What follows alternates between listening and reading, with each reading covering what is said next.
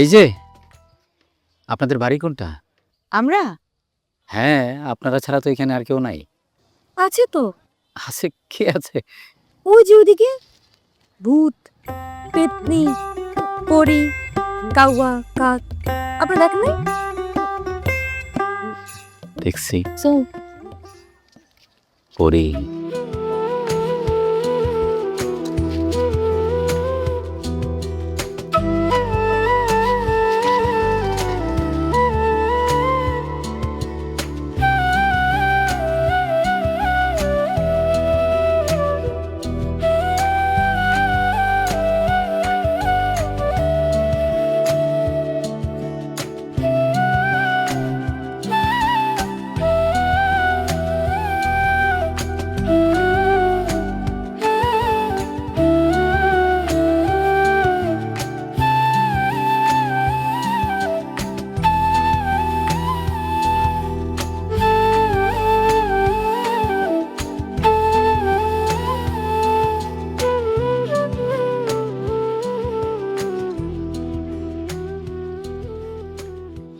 কি সমস্যা?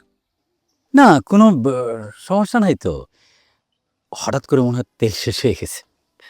তেল তো শেষ হবেই, বয়স তো আর কম হয় নাই। না, নতুন কিনছি তো, ওই 6 বছর 7 মাস।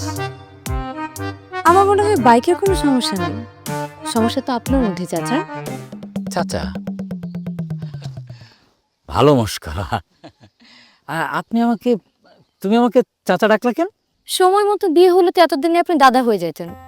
আর তাছাড়া আপনি তো আমার আব্বাকে ভাই ডাকেন, তো সেই হিসেবে আপনি তো আমার চাচাই হলেন, তাই না? আমাকে চাচা ডাকবা না, আমাকে ভাই ডাকবা, ভাই, গফুর ভাই। আপনি মানে তুমি চাইলে আমাকে নাম ধরেও ডাকতে পারো, তোমার জন্য এটা ডিসকাউন্ট। আমার জন্য ডিসকাউন্ট কেন? তুমি তো স্পেশাল মানুষ, স্পেশাল মানুষের জন্য স্পেশাল ডিসকাউন্ট।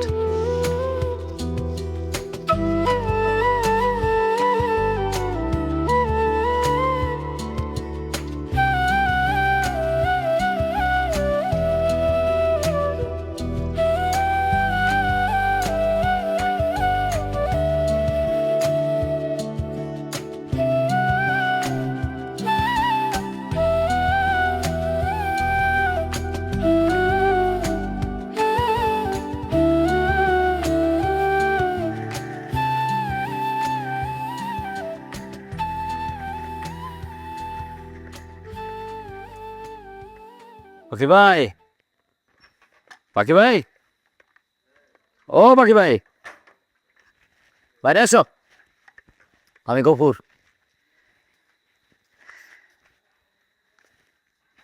ঘটনা কি? ঘটনা তো খুবই সামান্য। আমার একটা মেয়ের খুব পছন্দ হয়েছে। শোনো, তোমার আমি একটা কথা বলি। হ্যাঁ। তোমার ওকালতি আমি আর করতে পারবো না, তুমি এখন যাও যাও। আরে তুমি এটা কি বলতেছো? তুমি যাও বললেই কি আমি যাবো নাকি? আমি তো যাবো না। শোনো, জমি জমা আর বিয়ের ব্যাপারে ইনভেস্ট করতে আমার কোনো আপত্তি নাই, কিন্তু দুইটাই আগে পছন্দ হইতে হইব, মনে ধরতে হইব। একটা মেয়ের আমার খুব মনে ধরছে। মেয়েটাকে? মেয়েটা ওই যে বাজারের পাশে যে সমিলটা আছে না, সমিলের যে মালিক হাসেম মিয়া, তার মেয়ে। তুমি কি আমার সাথে মস্করা করো? একদমই না। হাশেম মিয়ার মেয়েকে তোমার কাছে বিয়ে দেবে, তুমি এটা ভাবলা কেমনে? শোনো, আর এই প্রস্তাব নিয়ে আমি যাইতে পারবো না। উনি রাগী মানুষ, যে কোনো সময় যে কোনো ঘটনা ঘটাই দিতে পারে।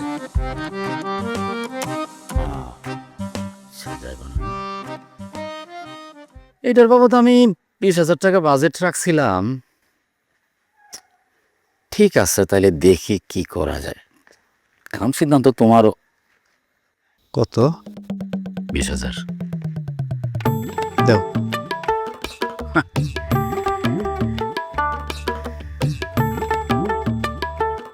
এই যে এখানে 5,000 দিতেছি অ্যাডভান্স হিসাবে, বাকিটা কাজ শেষ হলে। পাখি ভাই, সারা জীবন শুধু মানুষের কাছ থেকে নিলাম, এই প্রথম কিন্তু তোমারে দিতেছি। যদি কাজ ঠিক মতো না হয় তাহলে কিন্তু খবর আছে। কি এবার হাসেম মিয়ারা কমো না? দেখি চেষ্টা শুরু করি।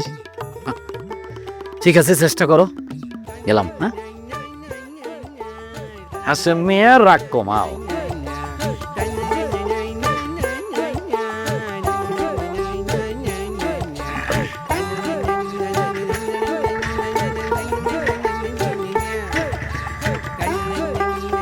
আরে শালার, বিয়ার পরে বাইকটা বদলাইলো মো।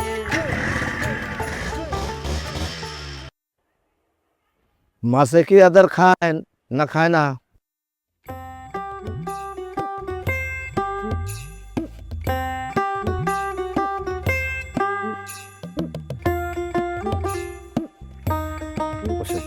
কি ঘটক,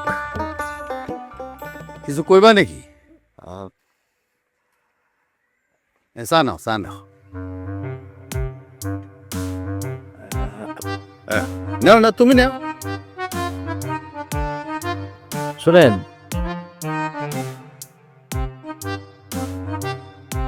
ঘুষ কে না খায়? সৎ মানুষ যখন গরিব হয়ে যায় তার কিন্তু সম্মান থাকে না। দুনিয়াটা হচ্ছে টাকার খেলা। আপনি সত্য করে বলেন তো, এই যে ব্যবসা বাণিজ্য করতেছেন তার মধ্যে কোনো ভেজাল নাই? না, সব কিছুর একটা লিমিট আছে। গফুর একটু বেশি পরিমাণ ঘুষ খায়। গফুর আমারে বলছে সে যদি শিউলের বিয়ে করতে পারে তাইলে ঘুষ খাওয়া কমায় দিবে। আর ওই গফুরে বইলা আমি আপনার আর ভাবির উমরা হজের ব্যবস্থা করে দেব। কি ভাবতেছেন? হ্যাঁ, তো ভাবা ভাবি তো কিছু নাই, আপনি রাজি হয়ে যান, আপনার জন্য ভালো হবে। না মানে বিষয়টা হলো যে আমি একটু মেয়ে আর মেয়ের মায়ের সাথে কথা বলি। কথা বলে আপনার কি জানে? বলেন, যত ইচ্ছা কথা বলেন, কোনো সমস্যা নাই। তবে গফুর কিন্তু খুব ভালো ছেলে, নম্র, ভদ্র, শান্ত ছেলে, মিষ্টভাষী। আপনি রাজি হয়ে যান।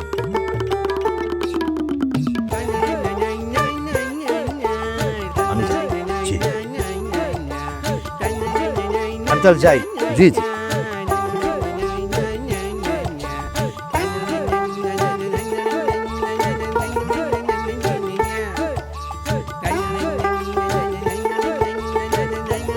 আরে ভিডিও করুন না, 5 স্টার সার্ভিস না দেখাতে পারলে নেগেটিভ রিভিউ হবে। রয়্যাল স্যুটটা কমপ্লিমেন্টারি করে দাও।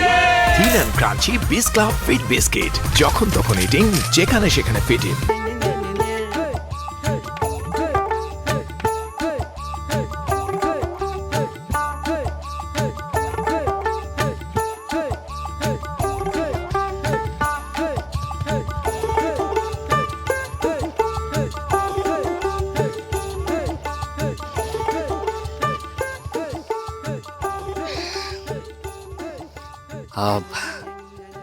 আমার জন্য অপেক্ষা করতেছিল না? আপনি কোন খ্যাতের মূলা? আপনি নাকি আমাকে বিয়ে করতে চান? শিলি, সত্যি বলতে কি, তোমার আমার খুব পছন্দ। পাত্র হিসাবে কিন্তু আমি মোটেও খারাপ না। আমার মতো যোগ্য পাত্র হারালে কাঁদতে কিন্তু আড়ালে।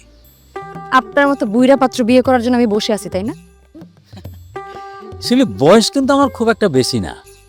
সরকারি চাকরি করি তো, এই জন্যই মনে করো যে একটা ভাব নেওয়া থাকি। ভাব না নিলে লোকজন ইজ্জত দেয় না। আপনার মতো ঘুষখোরকে আবার মানুষ ইজ্জত দেয়? আসলে ইজ্জত হলো টাকার খেলা। সমাজ যাদের ইজ্জত দেয় তারা একটু দুষ্ট প্রকৃতির হলেও কিন্তু কোনো সমস্যা নাই।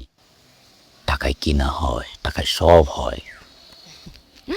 টাকা যদি সব কিছু হয় তাহলে আপনি এক কাজ করেন, আপনি টাকা দিয়ে একটা বউ কিনে নিয়ে আসেন। কারণ টাকা দিয়ে আপনি আমাকে কিনতে পারবেন না। আপনার মতো ঘুষখোর সেগুন কাঠকে বিয়ে করার আমার কোনো ইচ্ছা নাই। আপনি যদি আজকের পর থেকে আমার আব্বারে ফুসলানোর চেষ্টা করেন, লোভ দেখানোর চেষ্টা করেন, আমি আপনার ইজ্জত গাছের মধ্যে বাইন্ধা ঝুলায় রাখবো। শিলি, বুঝতে পারছি তুমি আমার উপরে খুব বিরক্ত, অনেক রাগ করে আছো। কিন্তু আমার রাগ তুমি গাছের উপরে ঝাড়তেছো কে? আরে গাছেরও তো প্রাণ আছে। এটা কিন্তু আমার কথা না, এই কথাটা বলেছেন স্যার জগদীশচন্দ্র বসু। বাহ, আপনার খুব জ্ঞান। আপনি এক কাজ করেন, আপনার মতো জ্ঞানী একজনকে বিয়ে করেন। আমার আপনার মতো জ্ঞান নাই। আপনি আমার বাসায় আর কোনোদিন বিয়ের প্রস্তাব পাঠাবেন না, কারণ আপনাকে আমার পছন্দ না। আর যদি কোনোদিন আমার পিছু পিছু ঘুরছেন তাহলে খবর আছে কিন্তু বলতে। পিছু পিছু তো ঘুরতে চাই না, পাশাপাশি হাঁটতে চাই।